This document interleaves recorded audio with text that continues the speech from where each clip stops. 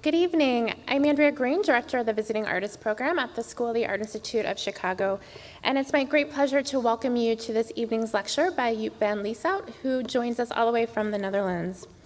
Tonight's program is presented in partnership with the William Bronson and Gracie Slovett Mitchell Lectureship in the Department of Architecture, Interior Architecture, and Design Objects.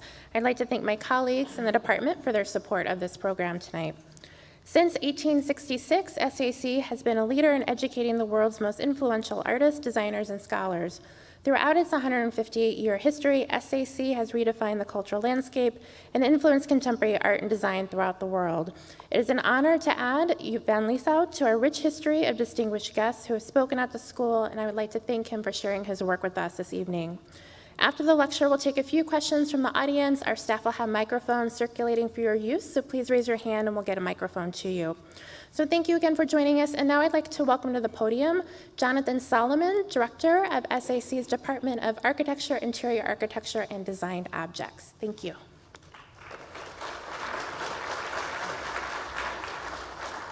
Good evening. Thank you, Andrea. No matter how many times I see that video, when I hear the music again, I get excited about being at art school. Before we begin, I want to make a quick note.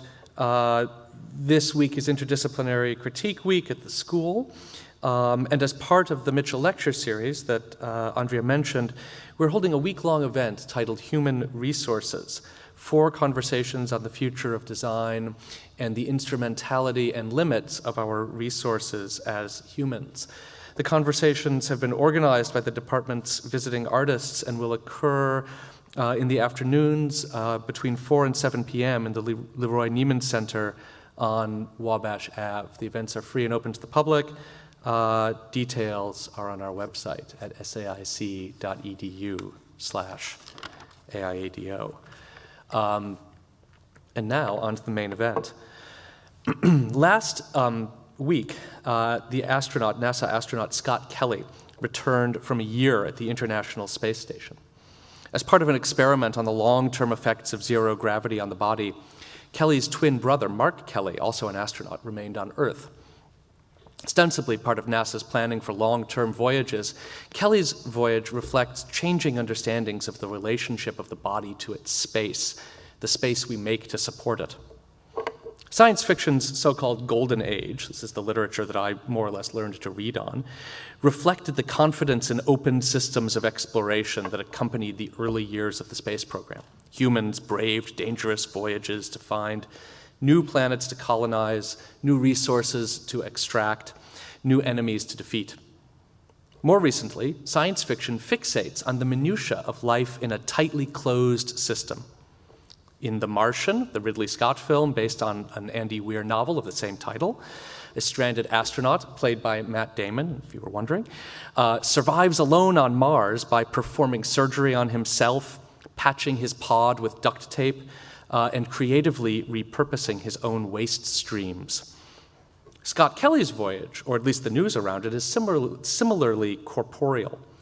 The new space exploration is an exploration of the body, measured not in light years traveled, but in loss of muscle mass, in disrupted cardiovascular rhythms, and in eye abnormalities.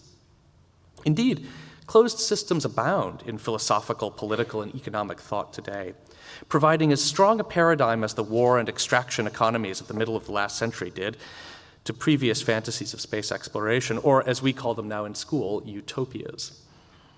As this generation presses ever tighter against the edges of our own spaceship Earth, plastic oceans, rising seas, dwindling resources, and ever more of us, our most convincing and attractive utopias are seeped in pessimism. The new future is the past. The new advanced is the primitive. The new pioneer is the introvert. Tonight's speaker, Joep van Lieshout, is a prophet of such post-growth utopias. Internationally recognized in the fields of both art and design, van Lieshout studied at the Academy of Art in Rotterdam, where he was accepted at the age of 16. He founded Atelier van Lieshout, or AVL, in 1995, and works under the studio's name to, in his words, undermine the myth of the artistic genius. In 2001, AVL briefly established a free state, AVLville, in the port of Rotterdam. An experiment in radical autarky, AVLville had its own constitution, currency, and flag, as well as a mobile farm, slaughterhouse, and still. Since then, AVL has produced self-contained living units designed for inhabitation and industry, a collection of firearms, mortars, and mounted cannons, including the AVL M80, which was seized by Dutch police, a chicken coop in the body of a late model Alfa Romeo, generators, a farm for breeding insects as a protein source, a bar in the shape of the human digestive system, but I don't want to give too much away. Atelier van Lieshout's workshop is now situated in a large warehouse in Rotterdam and includes fiberglass, sculpture, wood, and metal workshops. AVL's designers are closely involved in the manufacturing process of each work, and both design and production occur in the workshop. AVL has exhibited in museums and galleries worldwide, including the Museum of Modern Art in New York, Hayward Gallery in London, and the Centre Pompidou in Paris. And the studio has worked on commissions for both public and private clients. Please join me in welcoming Joep van Lieshout.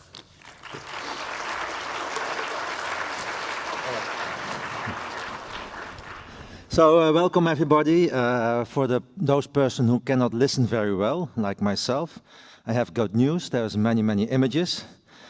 And but there's just a small portion of the work that I have made, and today I choose works that have to do with kind of new models for our society.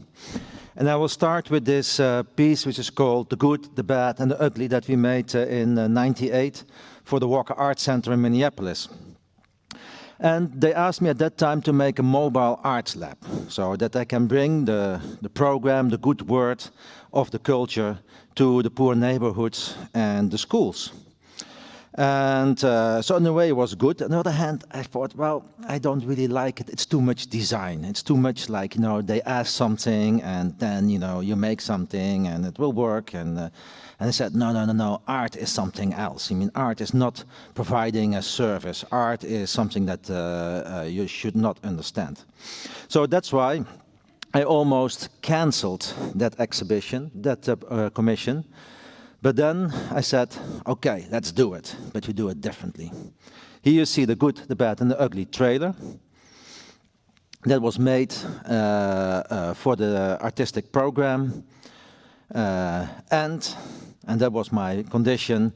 I want to add something else that represents the bad and the ugly. So during daytime, the Mobile Arts Lab went to the schools and the neighborhoods, and they could do handcraft, they could do theater, music, exhibitions, etc. And then at night and the weekend, it came back to the sculpture park, where it would be connected to this wooden house. If you see the wooden house, you think it's like a fishing cabin or a hunting lodge or something like that. But if you look a little bit more careful, there is something strange. Like, for example, here there is a kind of a laboratory where you could imagine stuff being made. And actually, the whole house was a tribute to the Unabomber. That at that time was the most searched after terrorist. And to me, I always liked the Unabomber, and to me, he's like the kind of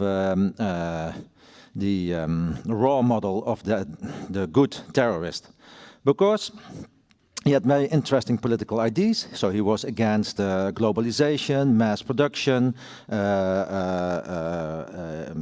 consumption. And he used very limited materials, so he was really cradle to cradle. He used just old materials from the hardware store to fabricate his bombs. And so to me that was very interesting. I mean, he didn't need millions of dollars, millions and millions of religious people to have a goal. No, he just worked by himself and he achieved many things for a little money. Upstairs, there was also another more kind of a cage for other experiments, basically on human beings. So here, the good, the bad, and the ugly, all the parts of the human being combined in one work. So during that time and the time before, I made many objects that could be used to be self-sufficient. And at a certain moment I said, okay, let's make this independent free state, this piece of land in the Netherlands where everything is possible and there's no rules, no law. The first thing we started doing was making our own weapons factory. So inside this container there is a workshop where you can use simple materials, tools and household chemicals to produce really vicious bombs and weapons. This is the sleeping quarters of the freedom fighter, and this is the office for writing the manifestos. And this is in 1998, so this was before, well, it was from the time that terrorism was still cool. This is the interior. And this is one of our means of transportation, a Mercedes car that we chopped and equipped with a homemade mortar. And this was our team at the time.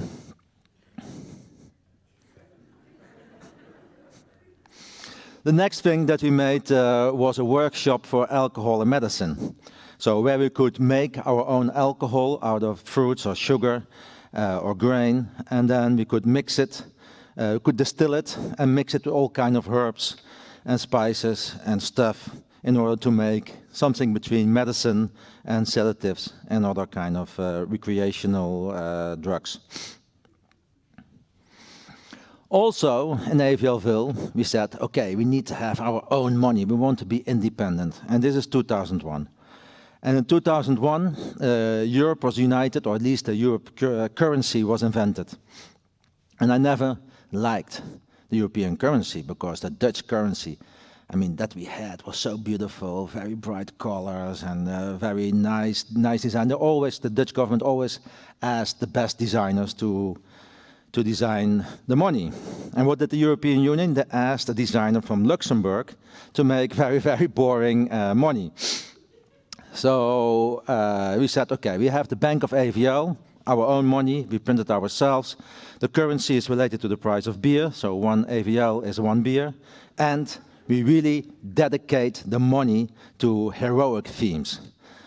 The 1 AVL was dedicated to weapons and bombs, the 5 AVL to energy and alcohol, the 25 AVL to sex and mobile homes, and the 100 AVL, the largest currency, to food and farming. Our own flag, which is an adaptation of the Dutch flag, because I still like Holland, I'm sorry to tell you. And our constitution. And the constitution we made, and this actually was quite nice. So it has basically all the laws and rules that a normal constitution has. There are some differences. So, for example, there is freedom of sex. You can marry with whatever and with how many people you like. You can decide on your own life. I mean, if you want to euthanasia or just to suicide or do something, you know, everything goes. So basically, it's really about freedom. And was total equality, right on education, etc., etc. The only difference with one of the major differences with a normal constitution is that those constitutions were absolute laws. So there was an absolute freedom of expression, an absolute freedom, absolute equality. And that made it very special, because normally there's a lot of exception and make law complicated. And so in this case, it wasn't. The only thing was that if you have a problem with people within the Free State, you have to solve it in the absolute way. If you don't solve it, you have to move. We had our own energy plan based on renewable energy, but also oil and wood burning stuff. So green and pollution in one hand. Also our water purification system we devised. We had a hospital and abortion clinic, a restaurant to cook for the people living in AVLville and for visitors. And in AVLville, I mean, the one thing we had, if we didn't accept any rules or any laws, that means we didn't ask for a permit or a license or anything. So everything we built was without a building permit, the bars operated without liquor licenses, etc., etc. And of course, that caused a lot of problems. And we had to close our restaurant many times, and then every time the day after we opened it again, or we found like a way how we can still sell the alcohol in like the souvenir shop or in the grocery store that we made on the premises, or at the end we put all the alcohol in a small boat in the water, and then we could do whatever we want. We had a transport company to collect people from the city center to visit our place, and the transport was for free, as was the entrance. The only thing, there was an obligation to consume alcoholic beverages. So, as you can imagine, there were many parties and fun events.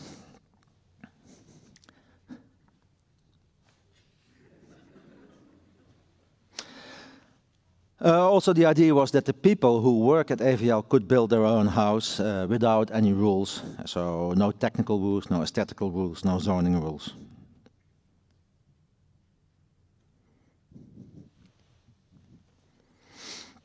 This was the farm called the Pioneer Set, and basically it was a shipping container, which is here. And then the whole farm could be dismantled and shipped together with all the tools and equipment in one shipping container, and then could be moved to a place in order to start your own farm, your own new free state. The farm, stables for the chickens, the pigs, and the rabbits. This is our farmer. So at a certain moment, I came to the Free State, and then there was a whole traffic jam in the street with police cars, IRS, environmental services, the Greenpeace. Like there was a lot of people there, and they were all there to stop me. And so, because we had like operating without the licenses, and actually what caused this thing was probably that I sat in the newspaper, in the bad newspaper from Rotterdam, the newspaper that they read in City Hall, that in my Free State, everything was possible. Even if you want to have sex with your dog, anything is possible. And then, I mean, some people, they really got upset, you know, because they were thinking about their little dog, and then they mobilized the whole, all the inspectors of the Netherlands, and then we had to close it down. And so after lots of warnings. And then, in a way, we existed for almost 1 year. I was also kind of happy, because, I mean, it was such an exciting project.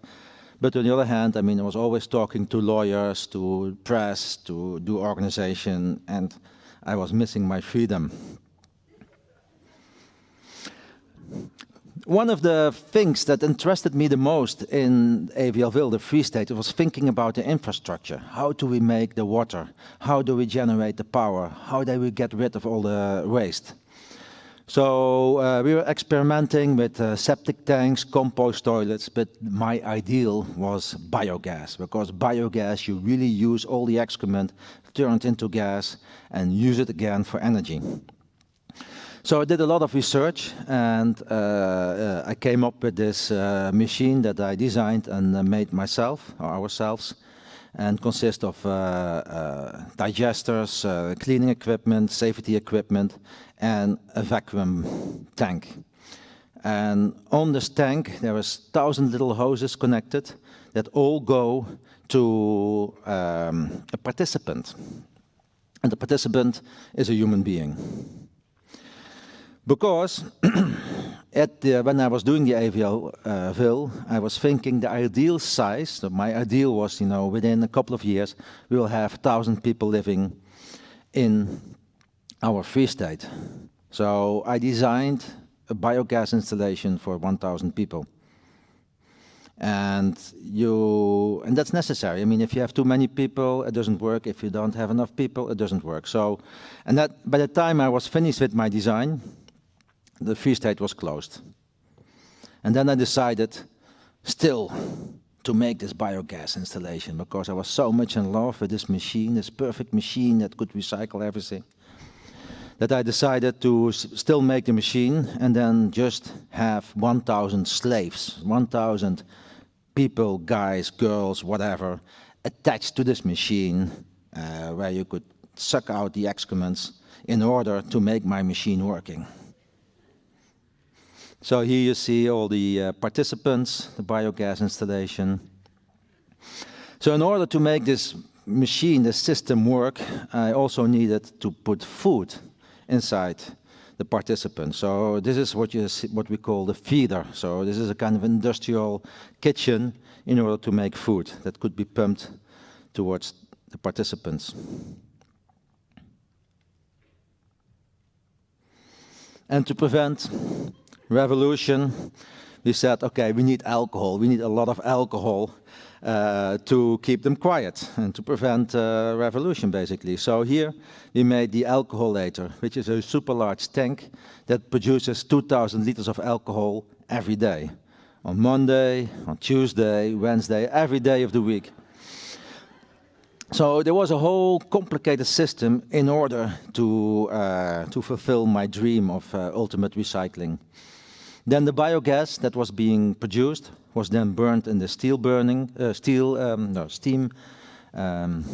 boiler, and that generated the energy to keep the system running, to cook the food, to distill the alcohol.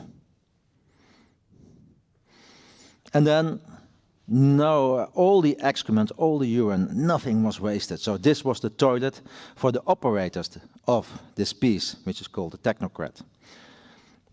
In order to make the system work well, you need to separate urine from feces, because otherwise it gets too liquid. And so that's why I make the urinals for men, for women, and a toilet for shitting. But it was very important that, to control everyone, that nobody was pissing inside the shitting toilet, or the other way around. So that's why all this equipment was equipped with mirrors and cameras, so you could really control that nobody was doing illegal stuff in my system. In a way, I mean, this was long before, not long before internet, but it was in the beginning of internet, and what we see now a lot with privacy. But this was actually kind of, how to say, predicting this kind of creepy control. So then I wanted also that the system would work. So I make this kind of a small experimental biogas installation that I supplied myself with excrements and perfected the system in order to make biogas. I like science. So this technocrat was a nice system, but I was thinking, well, why don't I make a system which is much better, which is bigger, and you can earn a lot of money with it? Because if you have a lot of money, you have a lot of power, and you have a lot of freedom, and you can do things to improve our world. And you could spend money on science, on culture.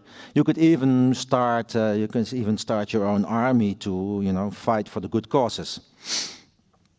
It all started with this giant Excel sheet that I made, where I calculated everything. How much water do you need? How much agricultural land do you need? How much electricity do you need? How many computers do you need?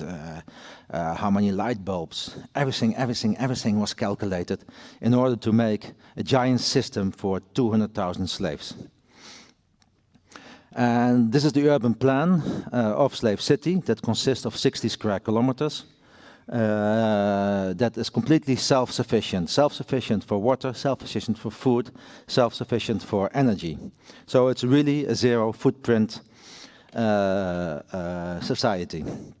Here's the place for 100,000 female and 100,000 male slaves, and this is the leisure center or the management center. When you enter Slave City, the first building you enter is the welcoming center. And because everyone who enters Slave City, not everyone was suitable for work. So then I devised this very simple system to recycle, to have the optimum use of the human being. That could be workers, nutrition, food, biogas, and medical. Because I calculated about 6% of the at random, the people, that slaves that came at random to my slave city would be suitable for work. The other ones would be medical, nourishment, or biogas. So I devised everything, all the buildings, all the systems, like, how do we control the people? How do we test them if they are fit? There was a big bookkeeping department, because bookkeeping is very important. And this is still the welcoming center. One of the center parts of the welcoming center was the selector. So this was a kind of an automated funnel that would select the people and then deliver them on a different floor. So this is like recycling of clothing, medical, slaughterhouse, food preparation, distribution, etc. This recycling of the clothing, the dentist, organ transplants. And then I make this large installation which is called Cradle to Cradle. And Cradle to Cradle, the designers between you know what it means. It's a kind of a new system of recycling and producing products to have zero or very little waste. And actually I was thinking, well, you should do the same thing on people. Eh? And actually I met this guy, Braun, a couple of times, the inventor of the Cradle to Cradle movement, and he said to me, this is really great, and I don't understand why we don't do this in reality. So basically here there's the transplantation of the organs and reuse of all organic matter, the slaughterhouse.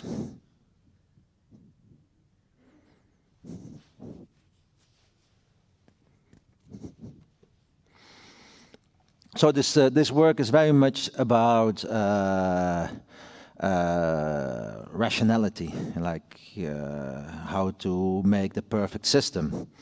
It also refers to our own society that become much more rational every time, and everyone has an Excel sheet on his computer to calculate the most efficient way, and ethical norms are being passed.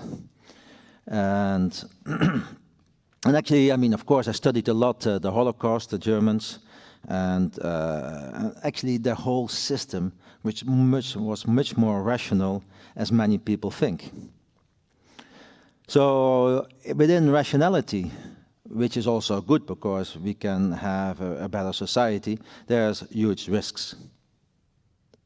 The grinder, that's another grinder. The food production. So everything, all the food was organic. So yeah, it's also good things in the slave city.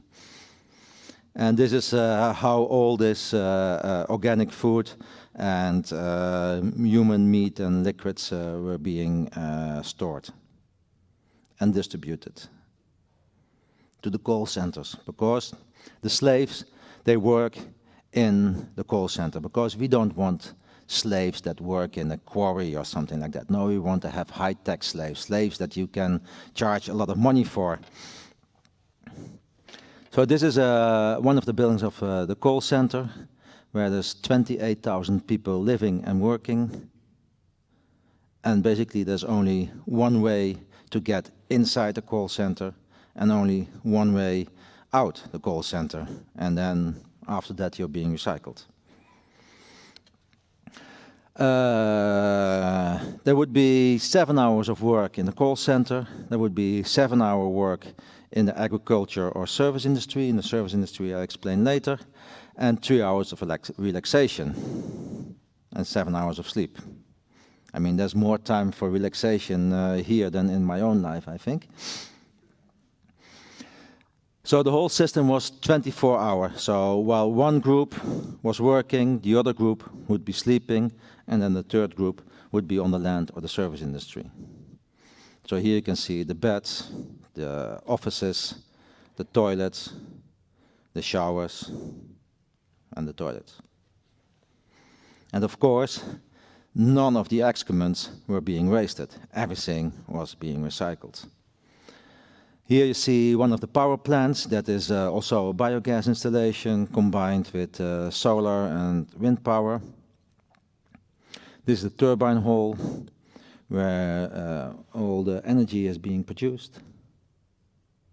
And this is the plan of the power plant. So this is the gasometers, the turbine, the steam boiler, the gas and purification system. And to me, I like this plan a lot because to me, you really cannot see what it is. I mean, is it like an urban plan? Is it like a building? Is it a kind of a small mechanical object? Is it a bacteria? Is it some kind of a organ? So I wanted really to merge the different, I'd say, to take away the borders between man and machine.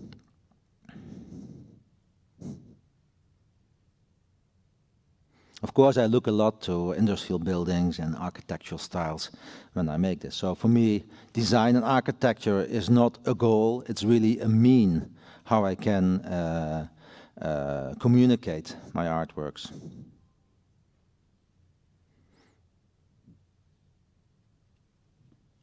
The university, of course, in the university for the slaves, only stuff is taught that can be used within the slave city, of course. This is the slave for the females, where there's like different lecture halls. And again here, it's 24 hours, like one group sleeping, one group studying, and the other group is outside. This is the university for the males. It's a different model, but the same system. So people, the slaves in Slave City, were not being paid because the idea was to make as much money as possible to change our world. So the slaves were rewarded with privileges. That means if you were a good slave, you could visit one of the brothels. If you would be a very good slave, you could go more often. And if you would be an excellent slave, you could even go to the luxury brothels. And if you would be a bad slave, you would be recycled. This is the more simple, the standard brothels, like this one. That on one hand is a very romantic, rustic building. On the other hand, it refers very much to rational building, to the aesthetics or the systematics of Bauhaus, where they try to industrialize and to popularize, democratize building.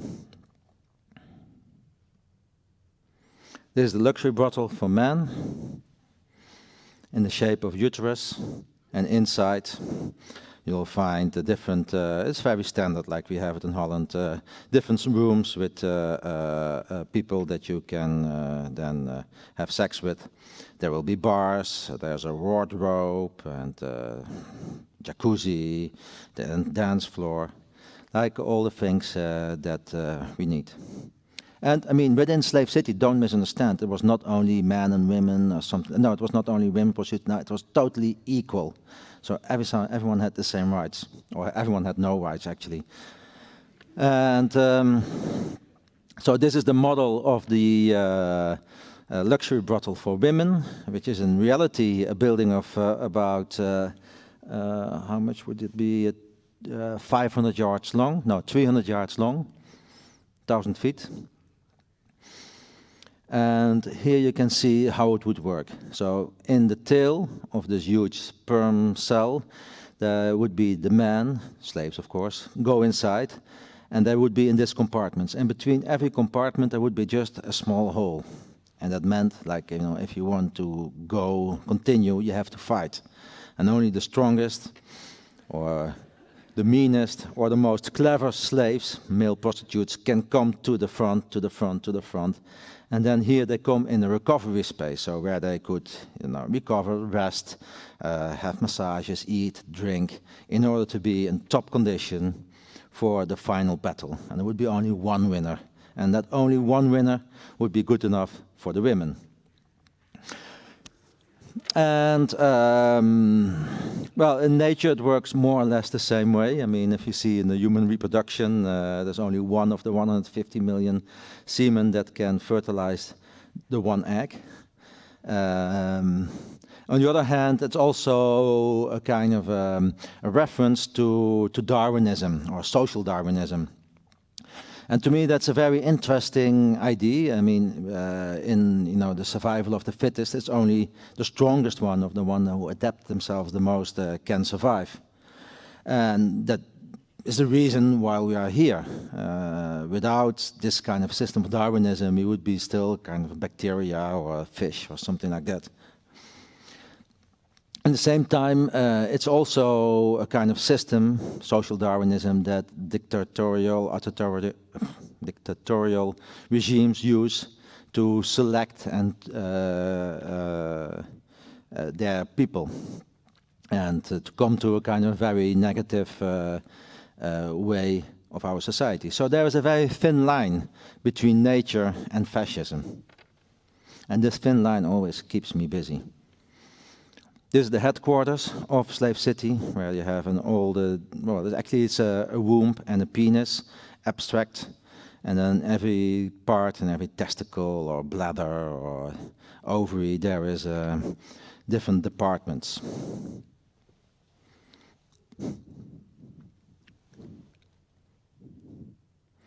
The hospital, where also I found a new alternative way to combine different departments in the medical health care together in a kind of a, how I say, non-ethical way, and much more exciting to have reproduction, I call that assisted reproduction and venereal diseases and sex diseases together, or whatever else we have, mortuary and maternity. Anyway, I could use my creativity here. Within the hospital, there was like top, because there was a lot of money, there's top medical care, top research, top culture, top design, top everything. There's a dentist. The museum, which is called the Museo Gesture, which is actually the human digestion system, but then made in humongous scale.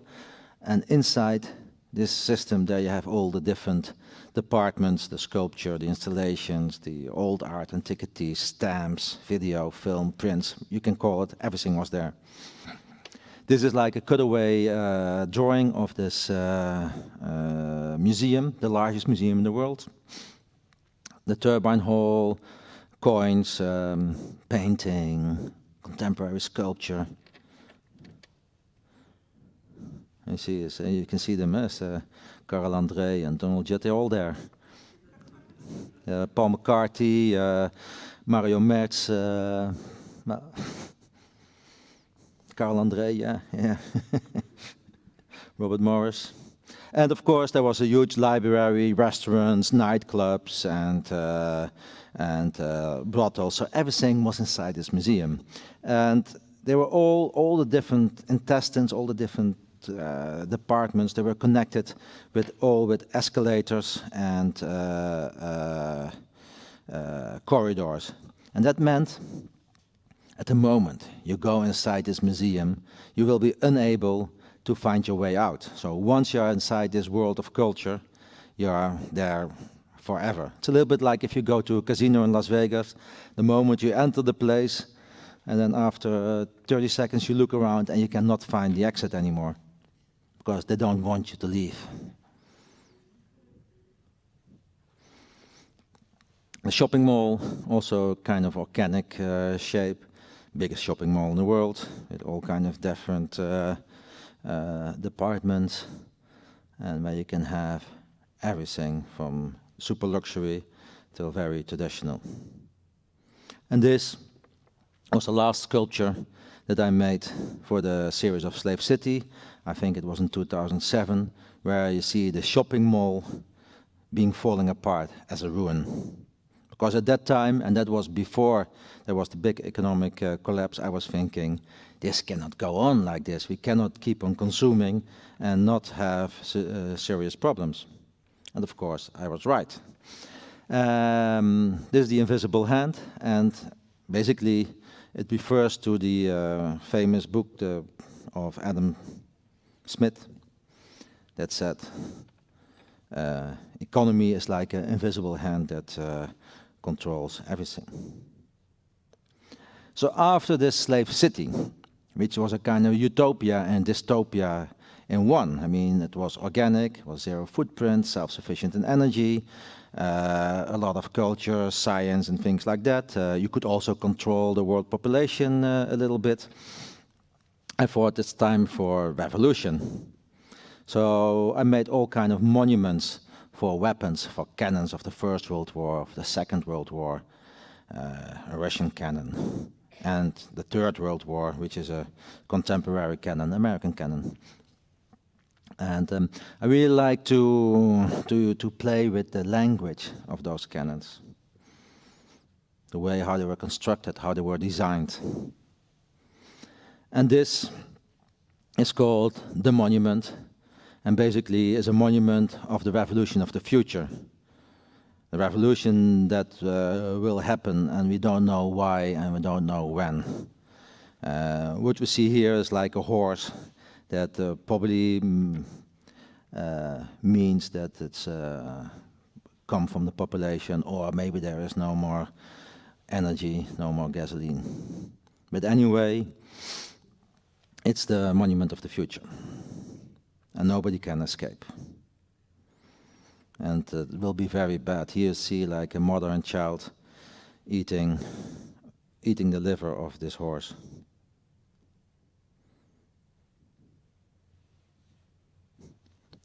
So, time for something more positive. So the last project I've been working on for the last 4 years, is called the New Tribal Labyrinth. And the idea is that I was thinking, like, in our society, production is done in those areas where the labor is the cheapest. And let's say in China or Mexico or whatever. And so all the industry, all the production is outsourced, and in our society is a society of service industry, technocrats, bureaucrats, and there's not a real, it's actually is a kind of a society of lifestyle, a society of consumption.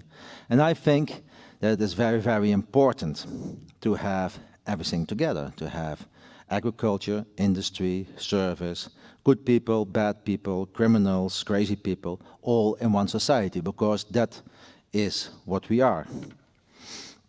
And so I wanted to go back to the origins of our industrial revolution, the origins of our wealth, the origins of our culture, and to reinvent all these machines and industry that gave us the position that we have now. We are not poor farmers anymore. No, we are intelligent people that even go to lectures. And this is called the sawmill. And this thing is the saw. On this little thing is the, you can put the tree trunk, and then here there's a treadmill. So here's place for 16 people to push around, and then this whole machine starts working and turning around, and you can cut wood. And if you can cut wood, you can build buildings, you can construct furniture, you can make factories, you can make ships, you can do many, many things. So it's in a way, it's like a machine that gives us a chance to start over again, to go back to the origin. In a way, it's a very romantic artwork. And then, if you see the piece, you cannot really decide, is this like a post-apocalyptic beginning? Like, you know, everything is broken and the only thing we have is our own muscle power to cut the wood? Or is it extreme idealism, like, you know, we don't give a shit about our wealth, we really give about the raw materials and to make products, to be involved in the design and production. So that we even want to suffer to have a chair instead of buying something in IKEA for almost nothing. And then here inside the sawmill you'll find like artworks, mirrors, pretty furniture, plants, beautiful light. And you also find this stove. The stove where there's always food being prepared, slow food, always like good and nice and healthy, organic, etc., etc. And then the nice thing about it is that this stove, this way, the object that you use for cooking the food, is really part of the sawmill. So basically, it's about that, you know, the food and the work, life and work is connected. Then in a later stage, I make this extension to the sawmill, and I make it into a sawmill combined with a milking machine and a cheese factory. So here you see the sawmill still. And the same axe that's being propelled in the treadmill continues here. And that means the moment you start cutting the wood, the milking machine and the cheese machine starts working. So you have, if you want to cut wood, you have the obligation to make cheese. Which of course is very strange, and is also a kind of a totally like breaking down the utopia of the industry. Because once you work in a wood factory, you probably have to eat a lot of cheese, and then you have to sleep in this dormitory with a lot of stinky bodies. Except the industry, I was also interested in farming, and I wanted to make a kind of a labyrinth of industry and farms, all farms of different types and different periods. And this one is called the hagioscope. And basically, the hagioscope, it means hagio means holy, and scope means looking at. And in the medieval churches in the Netherlands, you had in the walls, you had like a little hole for the people who are not allowed to go inside the church, the prostitutes, the lepers, the criminals, that they could still see the altar and so still see the divine thing happening without entering the space. And this farm basically is the farm of the year zero. It looks a little bit like a cave dwelling with the kitchen, the sleeping, the quarters of the Holy Family itself, the constructivist carpenter's workshop, and the pigsty. This is another farm, or a little factory actually. It's called the soap factory, where soap can be made out of human fat. The insect farm, a farm of the future, where insects can be grown in a kind of a very simple, minimalistic, almost jut-like construction to grow insects. And insects are known for their small footprint, so they use very little food and water and space to produce high protein, healthy food. And this is another farm of the future, which is called the food processor. And I wanted, I mean, it's in my dreams because I can never make it. I would like to make something between a machine and an organism, to have a kind of an object that reproduces itself and can produce food.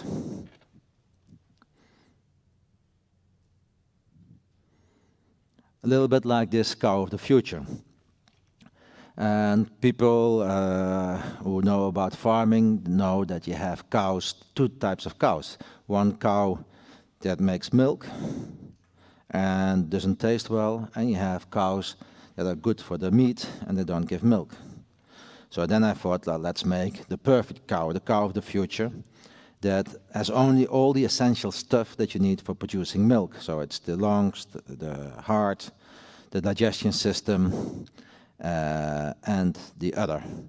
So basically, a genetically manipulated cow that produces milk in the most efficient way. And because if you want to have milk, why do you need a cow? Why you need to have the legs and the tail and the head and the brains and the eyes? You don't need it. So it's better to get rid of it, and then you probably have a more happy cows. I mean, not this cow then, because this one doesn't have a brain, but the other cows are happy. This piece, it's a smelter. It's like a foam to melt iron that can be used to cast other parts of machines or other essential things. So steel is very important for development of a country.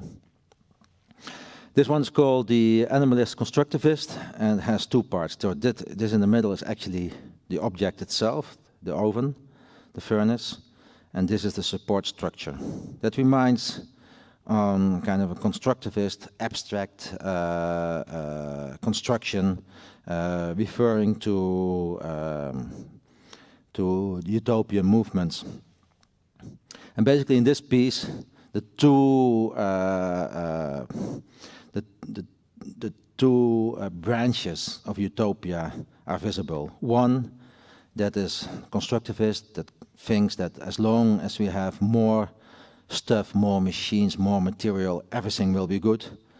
And the other part, which is much more romantic, that wants to go back of the origin, that wants to go back to the nature, wants to go back to the human as an animal, the expressionist part of utopia. And this reminds much more to a kind of African fertility sculpture. So in this piece, I wanted to merge those two branches or extremes of the utopia. This is called the naphtha cracker, the refinery to refine oil. And so those machines that these big refineries that everyone saw one time are extremely, extremely complicated, extremely efficient machines. And then I did study how does it work. And it's impossible to know because nobody knows, because they're so complicated. So that's why I devised my own invention, which apparently is a very crude, very inefficient, and extremely dangerous machine. So basically you have to put some gasoline here, some water there. This is red hot, and then you have to operate some valves in order to make like a plastic cup. So what does the sculpture say? The sculpture says that, well, we should be happy with our industry. We should be happy what we can do. And then we should be also grateful that we have it, and we should not waste stuff. So it's very much about the origin of material and resources.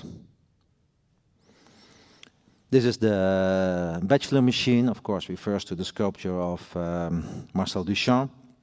It's a lathe, not a lathe, it's a loom. And it's a little cube, and you can sit here. Then on every toe, on each foot, you can attach this rope. And with the hands, you can operate the shuttle and produce fabrics. And this is also like, the human, in this case, really becomes part of the machine. You know, is it a torture machine? Is it the perfect instrument to make new fashion? And the ultimate piece, to me, is the blast furnace. It's a dream that I have since I was 16 years old to make my own blast furnace, and in a couple of years I made it. So, so this is all the parts of a real blast furnace. And the blast furnace, for people who don't know, is the machine that you use to produce steel out of iron ore and coal. And basically every piece of steel is made in a blast furnace. In the back is the blast furnace itself. All the waste gases are being collected, being purified, being washed, being filtered.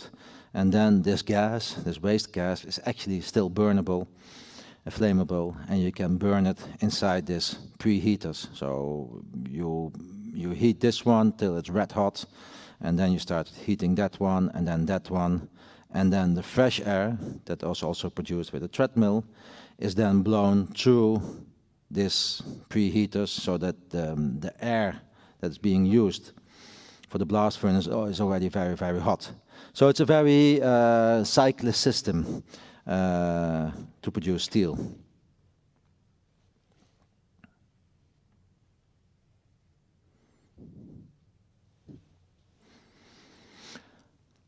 But inside this blast furnace, which is a very big, hot and dirty machine, I made this house. So there's a bedroom, there's a living room, there is a toilets, showers, kitchens, and with the kind of pretty furniture. And this is like also this kind of idea that the tribe that dedicates their life in the production of steel really wants to live inside the factory, to live inside the machine, to become one with the machine. So it's the ultimate utopia, the ultimate romantic longing for really good design and really good materials. Around this installation, this factory, this sculpture, there are other sculptures. Like, for example, this one is called The Exploded View and has all the human organs, heart, lungs, liver, kidneys, etc., intestines. And you see immediately the parallel with the machine. So the machine and the human organism. Other sculptures refer to the horn of plenty, to wealth, to abundance of food and drinks and sex and everything. Then in between the blast furnace you see places to read books or to play cards, and sperms that float around, they swim around the blast furnace everywhere. There's more sperms. And a lamp which is called the Papa Mama lamp, which is a lamp that celebrates fertility and reproduction. So you have the womb, the penis, the little baby, and the lampshade. And at the end, the last part is the tomb. It's inspired by this famous Etruscan tomb where you have the man and the woman holding each other, and inside they are. Here you see the blast furnace, and this is the toilet. The highest part on the throne of this installation, there's the toilet, and all the shit goes directly into the system. So the human, the machine, the shit, and the steel become one. Oh. And then I also start making sculptures inspired by machines, like lathes, a larger lathe. And also design is something between a machine and an organism. A planer, a drill, a tribal drill. It's a kind of a drill which you can use also to do kind of, I call that animalistic celebration and sacrificing babies for the technology. The power hammer. So this is to forge steel. And here as well, it's the machine that I, on the sides, open up, and you can see the intestines, like the parts, the gears. of this machine. And the steam hammer. And the steam hammer, this is pretty high, is like a 30-foot high structure, which 150 years ago was like, you know, the ultimate sign of progress. This was like the 150 years ago on the World Exhibitions. This was like the it thing, the super high technology that can be used to forge parts for ships, forge parts for industry, forge parts for chemical industry. So it was a very important machine. Nowadays, there's only a few left that are being operated. So, and then inside the steam hammer, there is toilets and kitchens and showers. So it's really about becoming one with the machine. The green sculpture here is called the Pantocrator, and that's the one that rules everything. It's a Greek word, and basically is being used as another name for God. So this machine is God, because with this machine you can make many other things. So you can make gears, you can make all kind of parts for machines. So this is a machine to make other machines. And this is called the talking heads. So this is a kind of mechanical robots that can interact and speak to each other. So you can program them, you can send them a text message or an email, and they start talking together. And there could be a discussion between man and woman, between old and new, between good and bad. So it's a kind of 20th century improvised machinery. So to me, I mean, my work is a lot about architecture, design, art, but I also think it's very important that it's real, not only like fiberglass sculptures of stuff. So that's why we really made also really functioning foundries to make cast iron, bronze, aluminium, to make artworks, but also to make technical objects, like this stove that was produced within our own foundry. And then these objects and a lot of the sculptures I want to combine with more abstract shapes. Like this is a casserole on a kind of a constructivist base. And this is called the Venus, which of course is about fertility, but on the same time it's placed on a base that reminds to modernist, constructivist shapes, rational shapes. So here again, it's like the juxtaposition between expressionism, longing back to the origin, and longing to the future and improvement or change of our society. The Black Madonna, Pietà, and Mother Earth.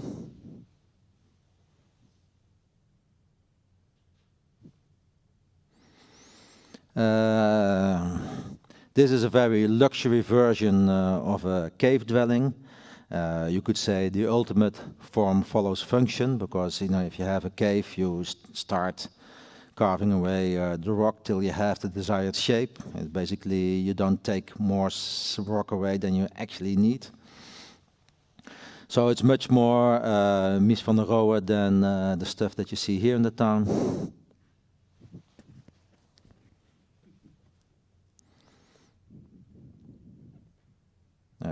Well, this has a bar and toilet and all kind of nice places. So I never use, for this kind of things, I hardly use drawings or computers. I just start building it by hand. So, and now actually since, let's say, half a year or so, I'm working on a new series of work, because I always like to do this kind of projects that last for a couple of years and are related to each other.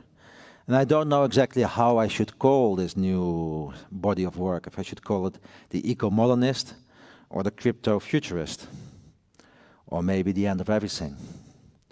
Eco-modernism is maybe some of you hear about this, is a very interesting movement, which basically looks at ecology in a very modern way.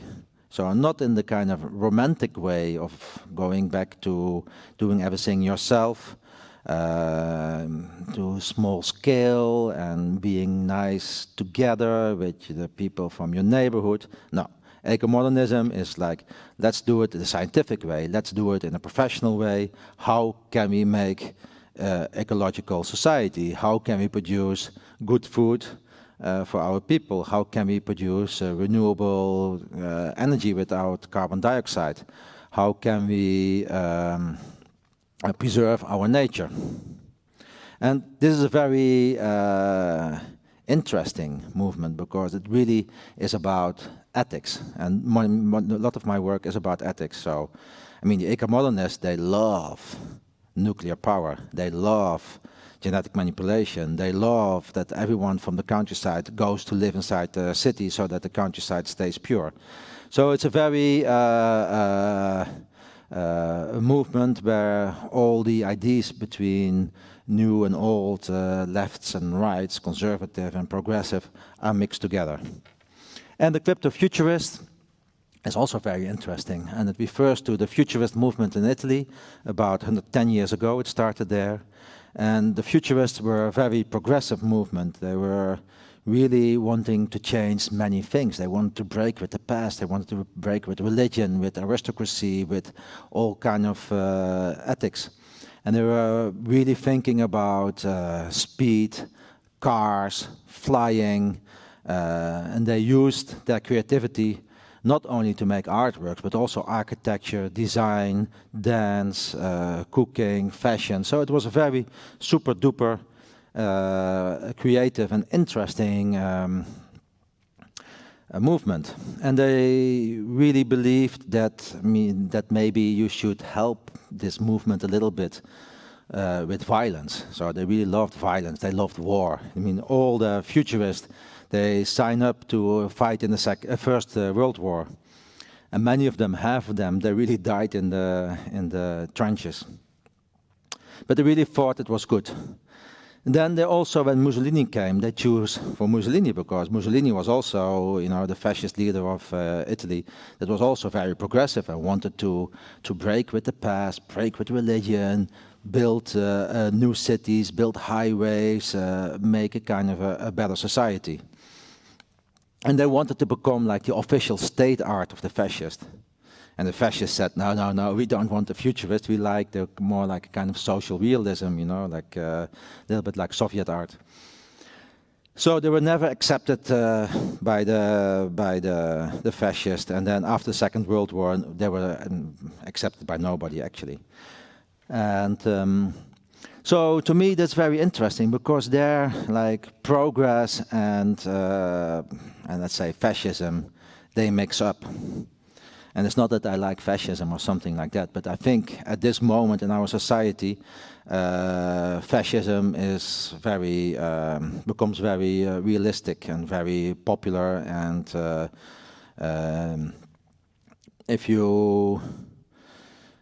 for example, in the Netherlands, if you hear a socialist talking about their ideas about society, they would have been lynched in the 80s because he would have been called a fascist. So it's a very, in our world, it's very dangerous.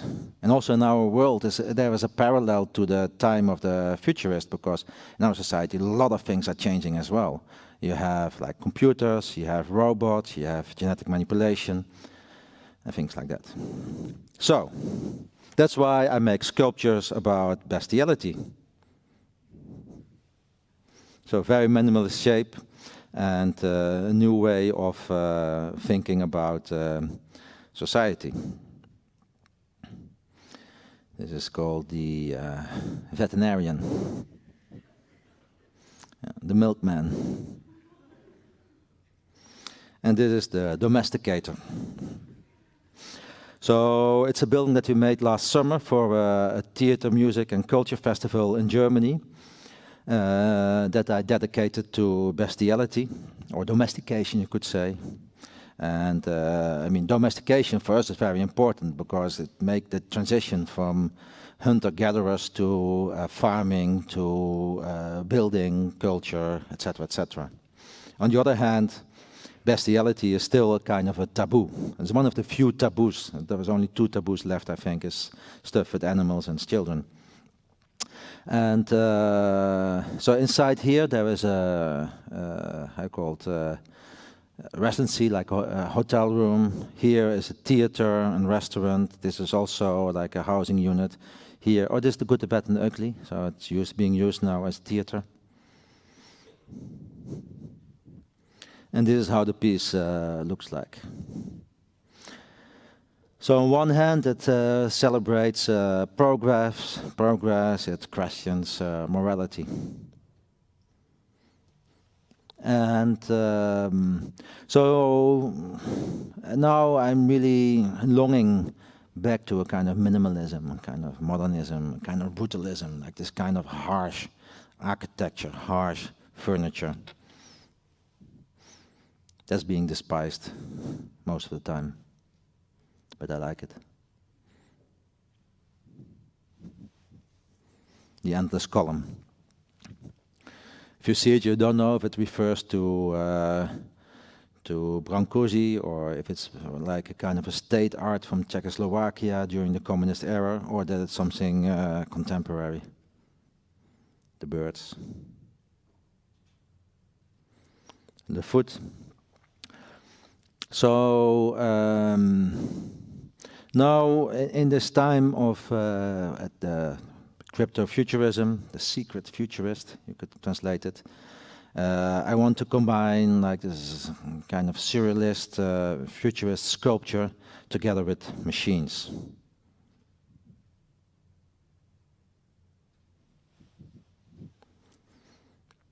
This piece is called The Donkey, or The Leader. And basically it's like the leader that brings us to a new society, maybe, or maybe not. And this is one of the last works I'm working on, which is called The End of Everything, where I will make a bunch of machines that are to recycle.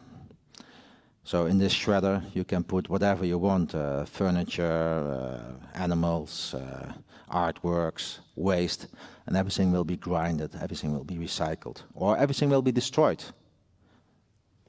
So the end of everything. I will also make other machines, like a huge tower with a block of steel inside of 12,000 pounds that will go slowly up, up, very high, and then fall down. And that means like everything you put out below it will be flattened, will be destroyed, or will be recycled. So maybe are these machines to have a transition to a new time, or is it just destruction? So, well, this is what I'm working on now. Next thing I would like to make is this nuclear power plant, which I'm really very interested in. And I also am interested in genetic manipulation. I mean, this is like something I actually detest and I don't like, but still I'm very challenged by it. But unfortunately, it's not a very, as a sculpture, as a language, it's not so interesting, probably. So I think this was the last slide.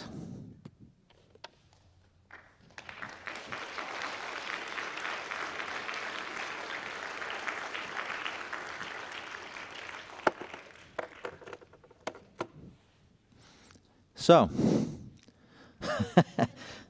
1 hour.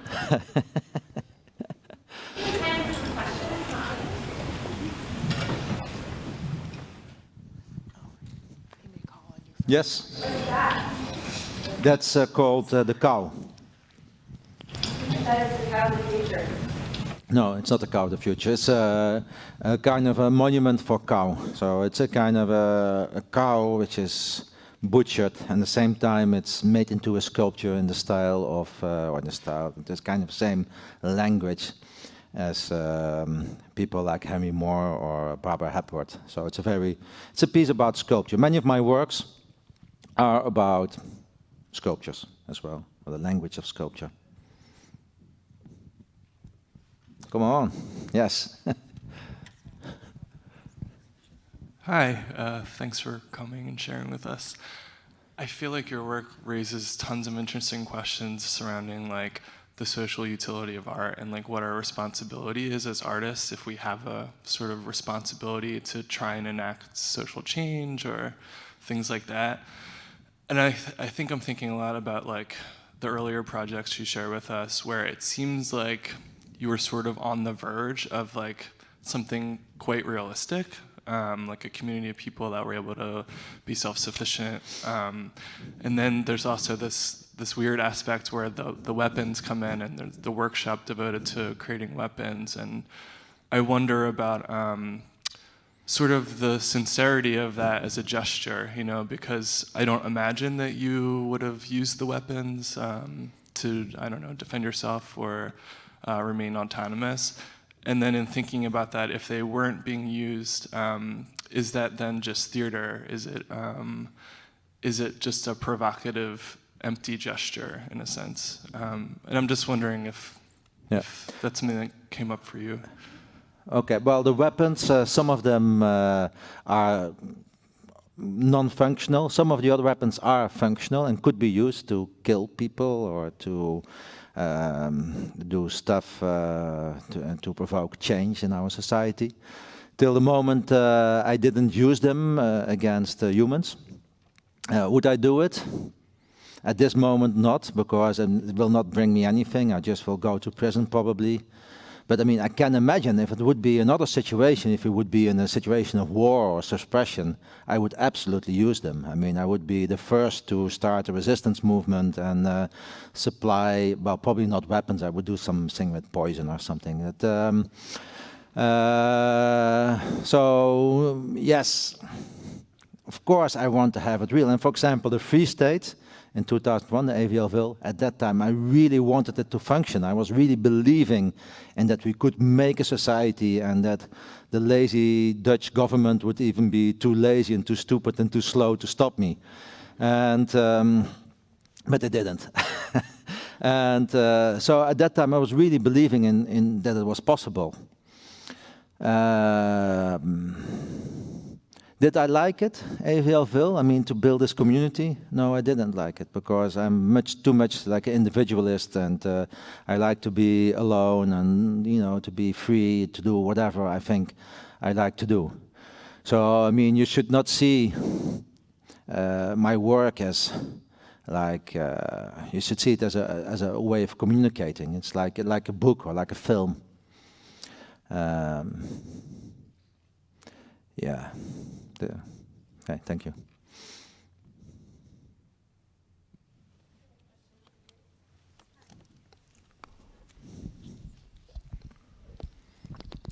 Thank you. So my question is, there's... Can you speak a little bit louder? Sure. Yeah. So there is a big relationship between man and machine in your work. And my question for you, is that relationship a symbiotic relationship, or is one more important than the other? No, I mean, myself, sometimes I wish I was a machine instead of a human, so I would be more efficient in making the stuff that I want to do, and I'm bothered with, you know, people around me, friends, life, eating, sex, and things like that. So maybe my idea would be, you know, to become a robot, to become more efficient. On the other hand, of course, I like the human part of life as well. But it's very much, I think, more, the question is more about the individual in relation to society. Like the individual as someone who wants to be free and independent and to be part of society where you have responsibility towards your culture, the group of people, your friends, your family around you. Yeah, so it's more man and machine. You could better see like individual and society. Yes? Thank you for your presentation today. It was very interesting. A little bit louder, please. Thank you for the presentation today. It was very interesting. I have a question about the recurring theme of a very biological structure and in some cases function merged with the machine. How did that come about? Did you start with a very biological concept and turn it into a machine, or did you start with a machine and mold it into a very biological concept? No, I mean, when I was, before I went to art school, I really had two passions. One was physics, science, and the other one was art. So I always have been very much interested in becoming an inventor, or to make a machine, or to make a power plant, a nuclear power plant, or to do really very revolutionary stuff on that field. I didn't choose for that, and probably I'm happy, or everyone can be happy here that I didn't become a scientist. And just an innocent, I'm just an innocent artist now, instead of Dr. Evil. So how does it? No, really, when I just started in art school, when I started making my first artworks, my first sculpture, I had a traditional sculpture education. I always made this kind of functional objects or machines. So there is something for me very important to work with nature and culture, or those kind of things that human beings do, that they make furniture, weapons, or objects or machines. Was this an answer? I don't know.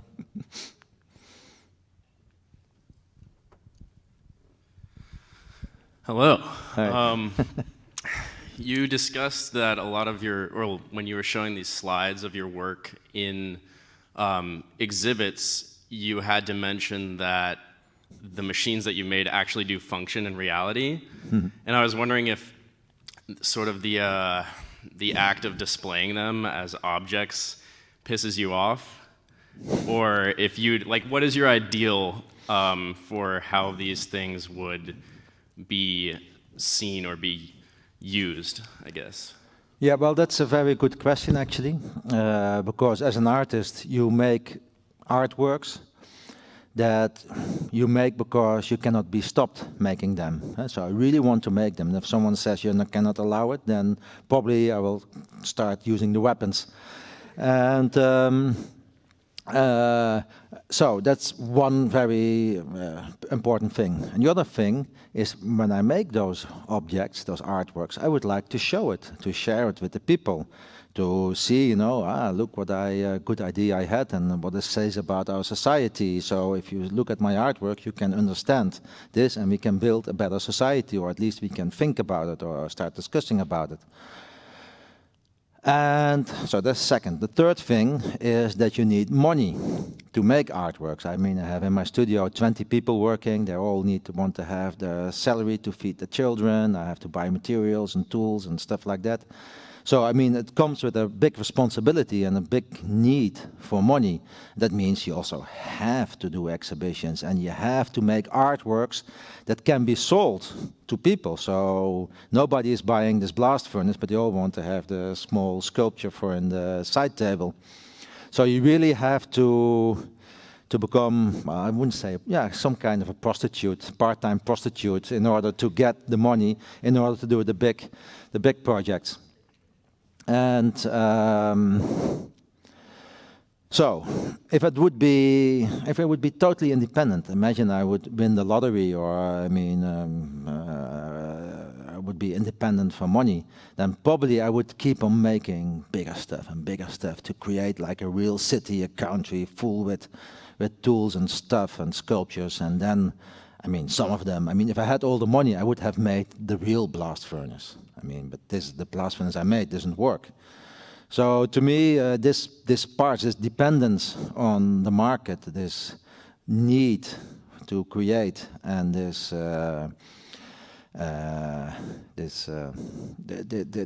all part of my dilemma that I'm always working with.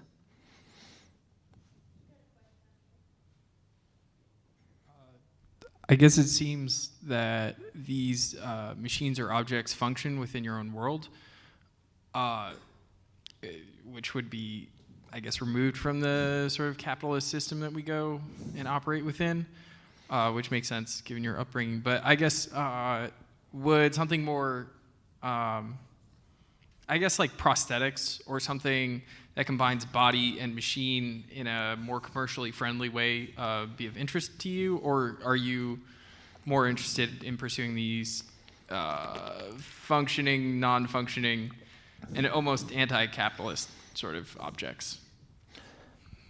Yeah, I mean, most of my work are very romantic and have this kind of 20th century technology and feel to it. That also has to do with my own shortcomings. I mean, if I would be, how to say, much more, I mean, I would love to make robotic prosthetics or really, really cutting-edge machines. I would do it, but I mean, I cannot. So, and then, as an artist, I mean, it's much easier to make a drawing or a sculpture about a robot than to make a robot, because making robots is very complicated and very expensive. So I always have to make a decision about shall I make it in such a way it will be functioning, or shall I make a sculpture about it and to tell my story.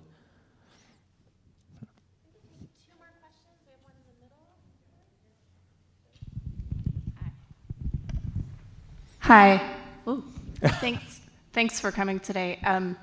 I have just kind of a simple question that relates to a question a few questions back regarding your identification with a robot or wanting to be more machine-like. I can identify with that in some ways. And I'm just wondering how you feel about you as a machine. I always kind of think of humans as machines, and I'm wondering if you perceive yourself as a robot in some ways, or the perfect machine, and what are your thoughts on the concept of being superhuman in some sort of way? Is a superhuman a type of super machine, or is it something else?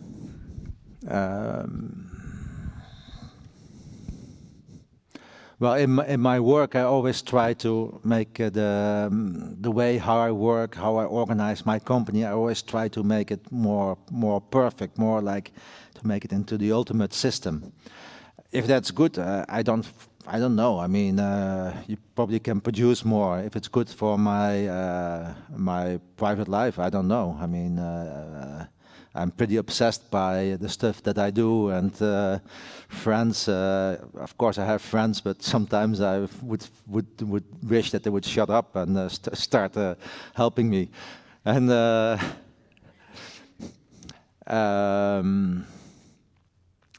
don't know. It's like, in a way, I see myself. I mean, I am born in a country which doesn't have war. I'm born in a time where there's no war or like big violent stuff happening in our society.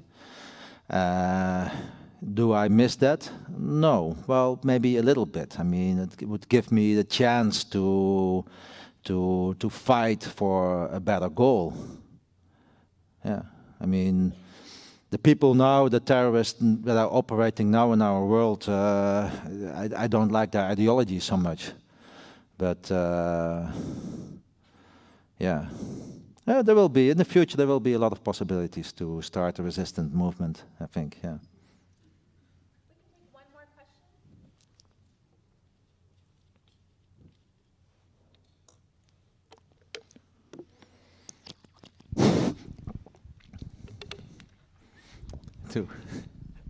question. Two questions then, if that's okay for you. Yeah, okay. Hi, it was really great hearing your presentation. I was just curious as to your obsession with creating machines relies on kind of labor-intensive, almost analog methods of creating them.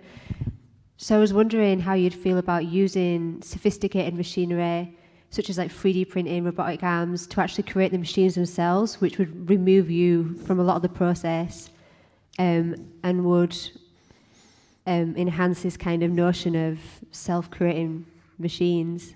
Mhm. Yeah, I mean, the new Tribal Labyrinth is actually the opposite of a 3D printer or rapid prototyping, because it really goes back to the origin of materials and design. It's the opposite of that. So it's like going back in time, saying no to our progress in society. And would I use it? Well, sometimes I can use this kind of technology. Does it look pretty? Normally it doesn't look that pretty, but I'm still trying to find a way to use this new technology to be used in my work. And I think also what you can do with new media computers, it's really, really amazing. You can create a whole world inside a computer. It seems very, very interesting to me. In the same time, I'm not good in it. I'm not really, how to say, interested in spending days and days behind the screen. And till now, I didn't see very, very interesting projects being, artworks being made with this new technology. And I'm not sure if this will happen. I mean, I was just at the Armory Art Fair in New York, and what you saw is absolutely, there was almost an absence of new technology. It was like really expressionist painting, like really like the opposite of what our society is doing. So your question about to use this kind of technology or to use machines that can make machines in reality, I don't have an answer. It's a very interesting question.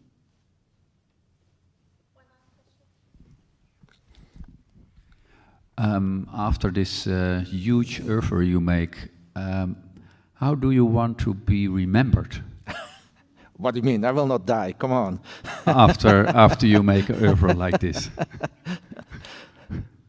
No, I mean, I really don't intend to die or to stop working.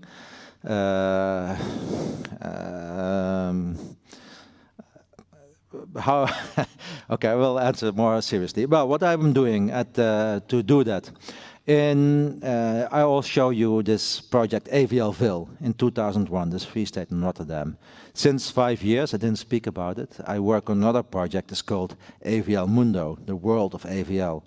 And it's a little bit less violent than the first version. It's a little bit more polite and better organized. But the idea is to create on a large piece of land a whole world, a whole city, a whole country of the stuff that I make. And so a kind of a parallel world. And I will keep on working on this on this project till I cannot work anymore. And I hope it will take at least 50 or 60 years that I still have to work on it. And how I will be remembered, I want to be remembered as